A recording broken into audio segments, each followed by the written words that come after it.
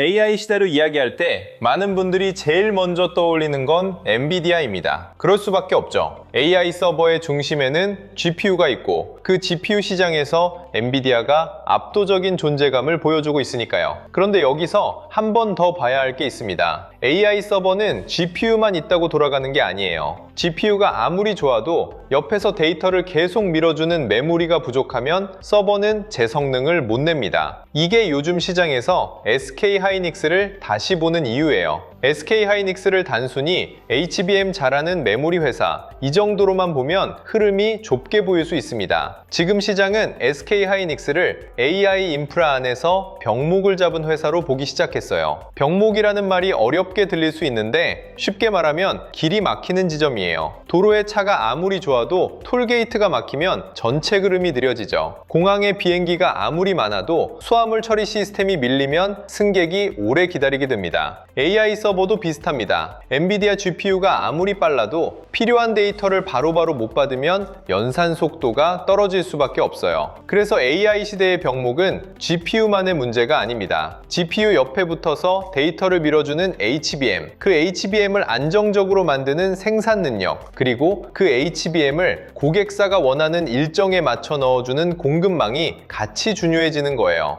엔비디아가 AI 시대의 엔진이라면 SK 하이닉스 HBM은 그 엔진에 데이터를 계속 밀어넣는 핵심 공급 라인입니다. 엔진만 커졌다고 차가 잘 달리는 게 아니잖아요. 연료가 제대로 들어가야 하고 공기가 잘 들어가야 하고 냉각도 잘 돼야 합니다. AI 서버도 똑같아요. GPU가 계산을 맡는 엔진이라면 HBM은 그 GPU가 쉬지 않고 계산할 수 있게 데이터를 계속 공급해주는 고속 라인입니다. 이 라인이 부족하면 비싼 GPU를 많이 깔아도 효율이 떨어질 수 있어요. 그러니까 HBM은 그냥 부품 하나가 아닙니다. AI 서버가 제대로 돌아가느냐를 좌우하는 핵심 부품이고 AI 인프라 투자가 커질수록 가치가 더 커지는 부품이에요. 이번에 엔비디아 베라루빈 이야기가 중요한 이유도 여기에 있습니다. 베라루빈은 단순히 다음 세대 GPU 이름 하나가 아니에요. AI 서버가 더 커지고 더 많은 데이터를 처리하고 더 빠른 추론과 학습을 해야 하는 흐름을 보여주는 상징 같은 겁니다. 엔비디아 공식 자료에서도 루빈 GPU에는 HBM4가 들어가고 HBM4는 HBM3E보다 인터페이스 폭이 더 넓어지고 메모리 대여 폭도 크게 올라간다고 설명됐죠. 이 말은 간단합니다. AI가 더 커질수록 GPU만 빨라지는 게 아니라 그 옆에 붙는 메모리도 같이 더 빨라져야 한다는 뜻이에요. GPU가 더 많은 일을 하려면 데이터를 더 빨리 받아야 하고 그걸 가능하게 하는 게 HBM4입니다. 여기서 SK 하이닉스가 왜 중요해지느냐? HBM4는 그냥 기존 제품을 조금 바꿔서 만드는 수준이 아닙니다. 더 빠른 속도, 더 넓은 대여폭, 더 까다로운 발열 관리, 더 정교한 패키징이 필요해요. D램을 여러 층으로 쌓고 그걸 GPU와 잘 연결하고 고객사가 원하는 성능 기준을 맞춰야 합니다. 말로는 쉬운데 실제로는 굉장히 어렵습니다. 그래서 HBM 시장에서는 만들 수 있다와 안정적으로 많이 공급할 수 있다가 완전히 다릅니다. 이 차이가 바로 돈으로 연결돼요.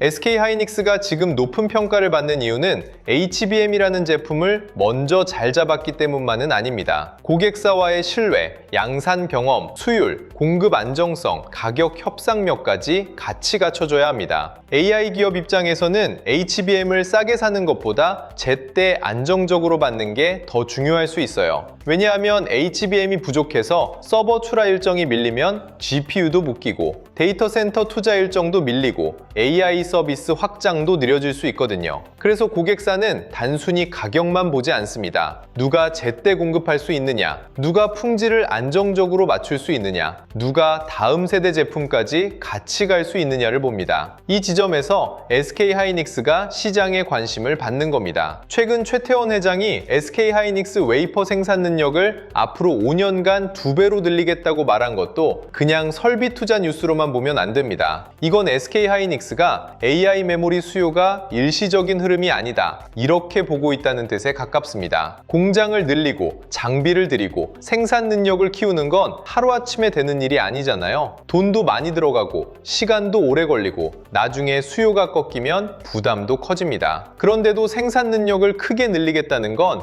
AI 메모리 수요가 오래 갈 수 있다고 보는 거예요. 여기서 중요한 건 SK 하이닉스가 단순히 지금 잘 팔리는 제품을 더 만들겠다는 게 아니라 앞으로 AI 시스템이 커질수록 더 커질 메모리 병목을 준비하고 있다는 점입니다. 메모리 병목이 2030년까지 이어질 수 있다는 말도 투자자 입장에서는 굉장히 중요합니다. 보통 반도체는 사이클 산업이라고 하죠. 수요가 좋으면 공급을 늘리고, 공급이 늘면 가격이 떨어지고, 가격이 떨어지면 다시 투자를 줄이고, 그렇게 반복되는 구조가 강했습니다. 그런데 AI 메모리에서는 조금 다른 그림이 나오고 있어요. AI 서버는 계속 더 많은 메모리를 요구합니다. 모델이 커지고 추론이 늘어나고 AI 에이전트가 실제 업무에 들어가고 기업들이 자체 데이터 센터와 클라우드 인프라를 키우면 메모리 수요는 더 커질 수 있어요. 그런데 공급은 바로 늘어나기 어렵습니다. 특히 HBM은 공장만 있다고 바로 늘릴 수 있는 제품이 아니에요. 기술, 패키징, 수율, 고객사 인증, 공급 안정성이 같이 필요합니다. 그래서 이 병목이 오래 갈 수 있다는 말이 나오는 겁니다. 이 병목이 오래 간다는 건 SK 하이닉스의 어떤 의미일까요? 간단히 말하면 가격 협상력이 생길 수 있다는 뜻입니다. 공급이 넉넉하면 고객사는 가격을 깎으려고 하죠. 다른 데서도 살 수 있는데 왜 비싸게 사야 하냐? 이렇게 나올 수 있습니다. 그런데 공급이 부족하고 제품을 안정적으로 줄 수 있는 회사가 제한적이면 상황이 달라집니다. 고객사 입장에서는 조금 비싸더라도 안정적으로 받는 게 더 중요해져요. 이때 SK 하이닉스 같은 공급자는 더 좋은 가격 조건을 받을 수 있고 그게 마진으로 이어질 수 있습니다. 그래서 HBM은 단순히 매출이 커지는 이야기가 아니라 이익률이 좋아질 수 있는 이야기로 봐야 합니다. 여기서 수율도 같이 봐야 합니다. 수율이라는 말이 나오면 기술적인 느낌이 강하죠. 그런데 투자자 입장에서 수율은 기술 단어가 아니라 돈 단어에 가깝습니다. 제품 100개를 만들었는데 정상 제품이 70개 나오는 회사와 95개 나오는 회사는 완전히 다릅니다. 같은 장비를 쓰고 같은 사람을 쓰고 같은 공장을 돌렸는데 정상 제품이 더 많이 나오면 팔 수 있는 제품이 많아지고 원가는 낮아지고 마진은 좋아집니다. 자동차 공장으로 보면 더 쉬워요. 같은 공장에서 고급차 100대를 만들었는데 30대가 품질 검사에서 걸려서 다시 송봐야 한다면 공장은 바쁘게 돌아갔는데도 돈이 많이 남기 어렵습니다. 부품도 이미 들어갔고 인건비도 들어갔고 시간도 이미 썼는데 바로 팔 수 있는 차는 70대 뿐이잖아요. 그런데 100대 중 95대가 바로 출고 가능한 상태라면 같은 공장, 같은 사람, 같은 시간으로 훨씬 더 많은 돈을 벌 수 있습니다. HBM도 똑같아요. 수율이 잡힌다는 건 기술력이 좋아졌다는 뜻에서 끝나는 게 아니라 같은 생산 능력으로 더 많은 정상 제품을 팔 수 있고 그만큼 이익을 더 잘 남길 수 있다는 뜻입니다. SK 하이닉스가 앞으로 더 성장하려면 HBM 수요만 좋아서는 부족합니다. 수요가 강해야 하고 공급 능력이 따라와야 하고 수율이 안정돼야 하고 가격 협상력이 유지돼야 합니다. 이 네 가지가 같이 맞아야 SK 하이닉스의 성장판이 더 열릴 수 있어요. HBM 수요가 강한데 공급을 못 맞추면 기회는 있는데 돈으로 못 바꾸는 겁니다. 공급은 하는데 수율이 낮으면 매출은 늘어도 남는 돈이 줄어들 수 있어요. 수율은 좋은데 가격 협상력이 떨어지면 고부가 제품을 팔아도 이익의 질이 약해질 수 있습니다. 그래서 SK 하이닉스를 볼 때는 HBM 좋다로 끝내면 안 됩니다. 그 HBM이 얼마나 비싸게 팔리고 얼마나 안정적으로 공급되고 얼마나 높은 마진으로 남는지 봐야 해요. 로이터가 보도한 HBM 시장 점유율도 여기서 중요합니다. SK 하이닉스가 1분기 글로벌 HBM 시장에서 58% 점유율을 차지했고 삼성전자와 마이크론이 각각 21%를 기록했다는 내용이 나왔죠. 이 숫자는 단순한 순위표가 아닙니다. AI 메모리 시장에서 SK 하이닉스가 얼마나 앞쪽에 있는지를 보여주는 장면이에요. 물론 이 점유율이 영원히 고정된다는 뜻은 아닙니다. 삼성전자도 차세대 HBM에서 다시 따라오려고 하고 마이크론도 엔비디아와 협력을 강화하면서 HBM 경쟁력을 키우고 있습니다. 그러니까 SK 하이닉스가 지금 앞서 있다고 해서 아무 걱정 없이 계속 독주한다고 보면 안 돼요. 하지만 지금 시점에서 시장이 SK하이닉스를 가장 먼저 떠올리는 이유는 분명합니다. HBM에서 앞선 위치, 엔비디아 공급망 기대, 양산 경험, AI 메모리 병목, 이게 같이 붙어 있는 겁니다. 삼성전자와 마이크론의 추격도 같이 봐야 합니다. 경쟁자가 따라온다는 건 장기적으로 가격 부담이 될 수 있어요. 시장이 커지면 당연히 경쟁자도 들어옵니다. 삼성전자는 HBM사와 차세대 제품으로 다시 존재감을 키우려 하고, 마이크론도 AI 메모리에서 과거와 달라진 모습을 보여주고 있죠. 그럼 SK하이닉스 투자자 입장에서는 이걸 불안하게만 봐야 할까요? 그렇지는 않습니다. HBM 시장이 커진다는 건 경쟁이 생긴다는 뜻이기도 하지만 그만큼 시장 자체가 커지고 있다는 뜻이기도 해요. 중요한 건 SK하이닉스가 계속 앞서갈 수 있느냐입니다. 다음 세대 제품에서 고객사 테스트를 통과하고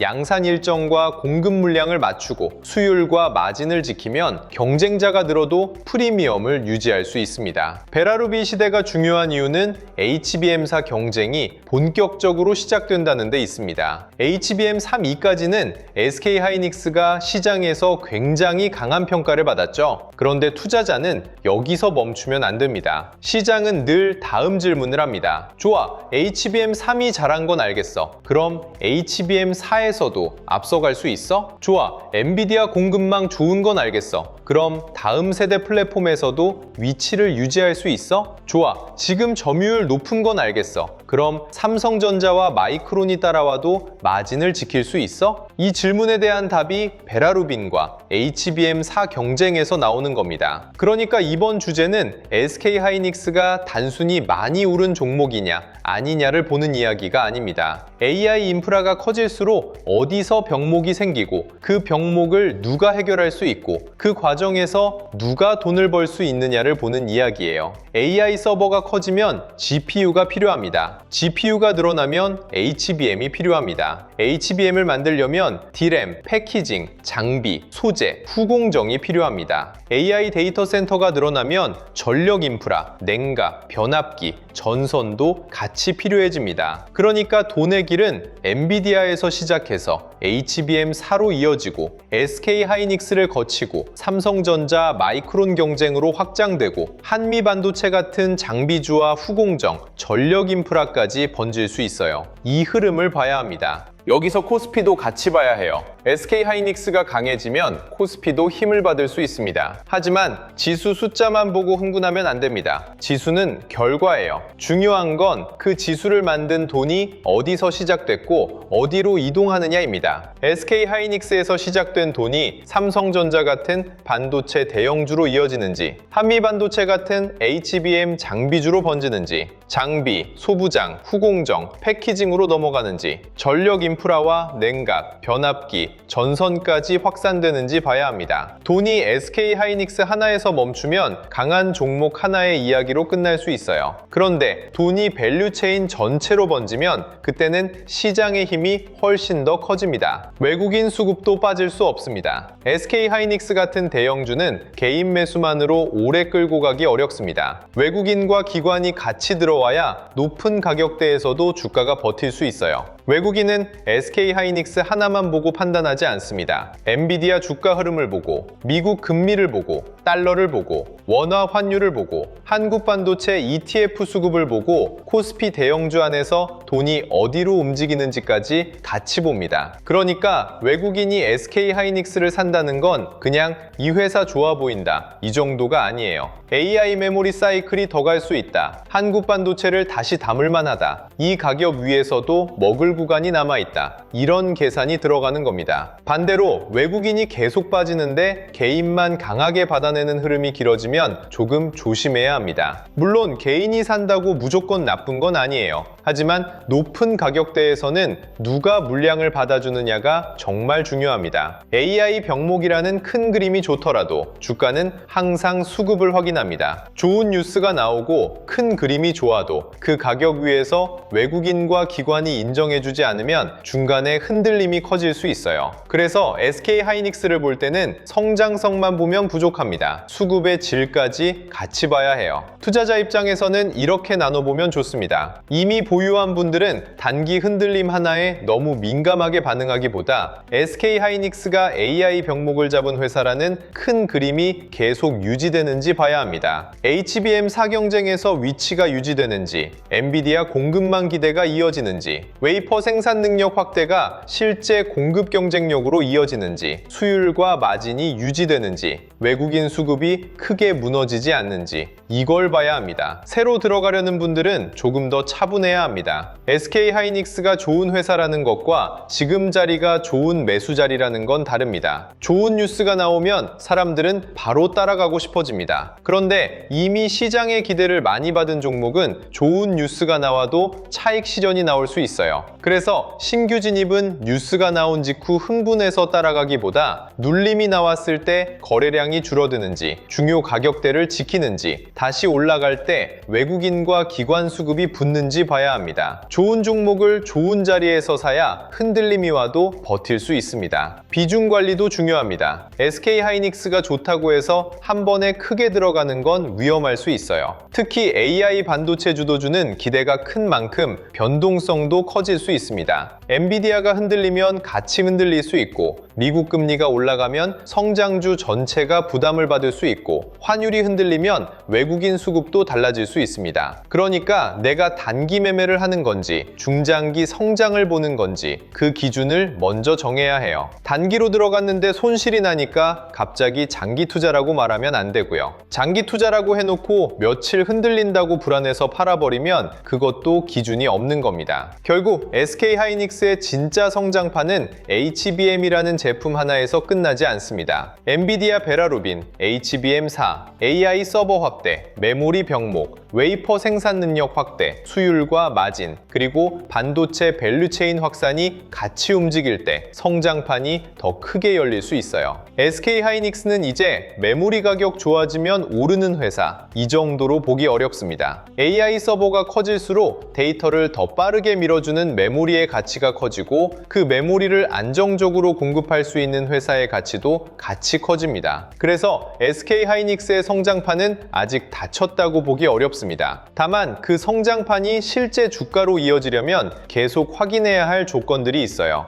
HBM4에서의 위치, 엔비디아 공급망, 수율, 마진, 외국인 수급, 그리고 반도체 밸류체인 확산, 이 조건을 보면서 대응해야 합니다. 그래서 이번에 준비한 자료가 바로 SK하이닉스 이후 다음 돈의 길목을 확인하는 자료예요. 이번 영상에서 계속 이야기한 게 있잖아요. SK하이닉스가 좋은 종목이냐 아니냐, 이것만 보고 끝낼 문제가 아니라는 거예요. HBM에 돈이 들어오면 그 돈이 SK하이닉스 한 종목에서 끝나는지, 아니면 삼성전자, 한미반도체, 반도체 장비, 후공정, 패키징, 전력 인프라, 다른 대형주까지 번지는지 같이 봐야 하거든요. 바로 그 흐름을 확인하기 위해 준비한 자료라고 보시면 돼요. 이 자료는 그냥 이 종목 사세요, 이런 자료가 아니에요. SK하이닉스 이후에 시장의 돈이 어디로 이동할 수 있는지, 그리고 그 돈이 실제로 움직이고 있는지 확인할 수 있게 정리한 자료예요.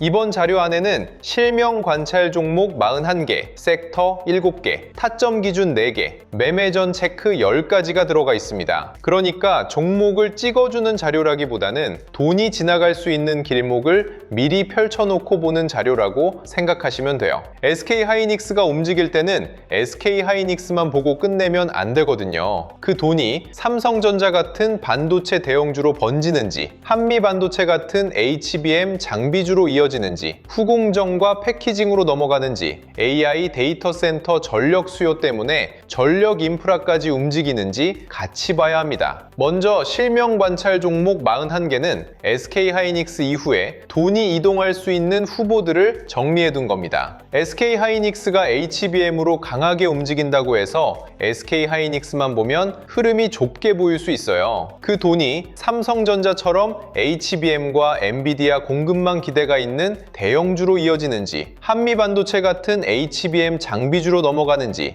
HPSP 같은 장비주가 같이 움직이는지, 리노공업, ISC 같은 후공정 쪽으로 번지는지, HD 현대일렉트릭, LS일렉트릭 같은 전력 인프라까지 확산되는지를 같이 보는 거예요. 이걸 미리 정리해두지 않으면 뉴스가 나온 다음에 급하게 찾게 됩니다. 그때는 이미 많이 오른 자리에서 뒤늦게 따라가게 될 수 있거든요. 그래서 실명 관찰 종목 41개는 무조건 이걸 사라가 아니라 돈이 지나갈 수 있는 길목을 미리 확인하는 용도로 보시면 됩니다. 그리고 섹터 7개도 같이 정리해뒀습니다. 반도체 대형주, 전력 인프라, 반도체 장비, 소부장, 후공정, 패키징, 증권, 금융, 자동차, 자율주행, 저평가 대형주. 이렇게 돈이 이동할 수 있는 흐름별로 나눠서 볼 수 있게 만든 자료예요. 시장이 진짜 강하면 SK하이닉스만 오르고 끝나지 않아요. SK하이닉스에서 시작된 HBM 기대가 삼성전자 같은 반도체 대형주로 이어지고 한미반도체 같은 HBM 장비주로 번지고 장비 소부장으로 확산되고 후공정과 패키징으로 넘어가고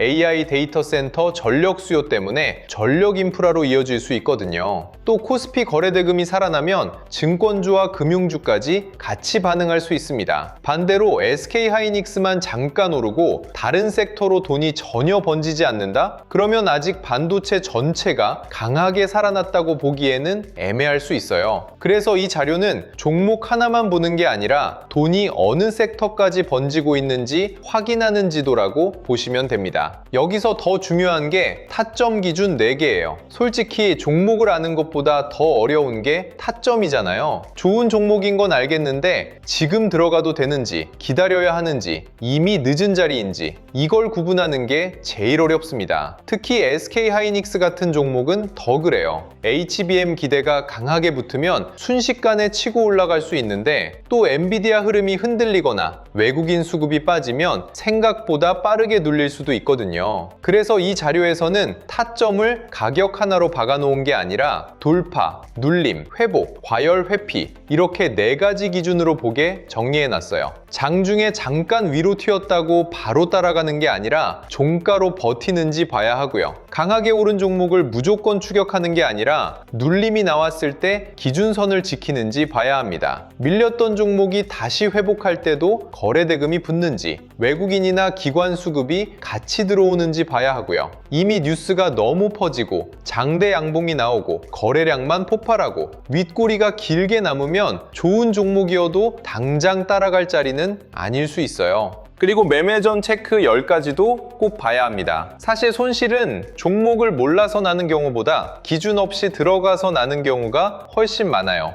뉴스 보고 급하게 들어가고 이미 많이 오른 자리에서 따라가고 비중을 한 번에 크게 넣고 손절 기준 없이 버티고 나중에는 내가 왜 샀는지도 기억이 안 나는 경우가 많잖아요. 그래서 이 자료에는 매매 전에 반드시 확인해야 할 체크리스트 10가지를 넣어놨습니다. 내가 뉴스에 끌려 들어가는 건 아닌지, 이미 너무 오른 자리는 아닌지, 거래량이 붙고 있는지, 외국인이나 기관 수급이 들어오는지, 섹터 전체로 돈이 번지고 있는지, 손절이나 비중 축소 기준이 있는지, 한 번의 비중을 너무 크게 넣는 건 아닌지, 분할 진입 계획이 있는지, 내 투자 기간이 단기인지 중장기인지, 나중에 복귀할 수 있는 매매인지, 이걸 매매 전에 한 번만 체크해도 감정 매매를 많이 줄일 수 있어요. 내가 지금 사고 싶은 이유가 진짜 돈의 흐름 때문인지 아니면 SK하이닉스 뉴스 제목 보고 마음이 급해진 건지 한 번 걸러낼 수 있거든요. 자료 받아보고 싶으신 분들은 영상 아래 더보기란에 있는 파란색 링크를 확인해 주시면 됩니다. 구독과 좋아요 눌러주시고요. 댓글창에 구독 완료